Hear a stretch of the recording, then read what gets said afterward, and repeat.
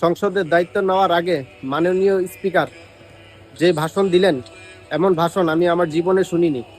ভিডিওটা নিচে দেওয়া আছে, আপনারা দেখে নেবেন। যোগ্য লোকের যোগ্য কথা। আপনারা ভিডিওটা দেখে কমেন্ট করে যাবেন যে আপনারা কখন এমন কথা শুনছেন কিনা। ভিডিওটা শেয়ার করে সবাইকে দেখার সুযোগ করে দেন, আর আমার পেজটা ফলো করে রাখেন। সামনে আরো ভালো ইম্পর্টেন্ট ভিডিও আসবে। আজকের এই পবিত্র লগ্নে আমি খোলাফায়ে রাশিদিনের প্রথম খলিফা হযরত আবু বকর রাদিয়াল্লাহু আনহুর একটি অবিসংবাদিত ভাষণের কয়েকটি পংক্তি উল্লেখ করতে চাই। খেলাফতের দায়িত্ব নিয়ে অভিষেকের অভিভাষণে তিনি বলেছিলেন, আপনারা আমার উপর দায়িত্ব অর্পণ করলেও আমি আপনাদের মধ্যে শ্রেষ্ঠ মানুষ নই। আমি সঠিক থাকলে আপনারা আমাকে সাহায্য করবেন, আর ভুল করলে আমাকে শুধরে দিবেন। এই মহান উক্তির প্রতিধ্বনি করে আজ আমিও বলতে চাই, এই সংসদের মাননীয় সদস্যদের মধ্যে আমার চেয়ে জ্ঞানী, প্রজ্ঞাবান, উপযুক্ত ও অভিজ্ঞ অনেকেই আছেন।